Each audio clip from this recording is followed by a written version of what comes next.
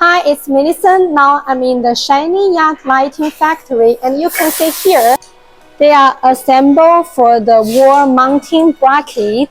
It's for the solar up-down light, and you can see they are working on it. You can see here we are assemble the wall mounting bracket on the light body. And here the worker, he puts the LED board on the diffuser. And here they are stick the board.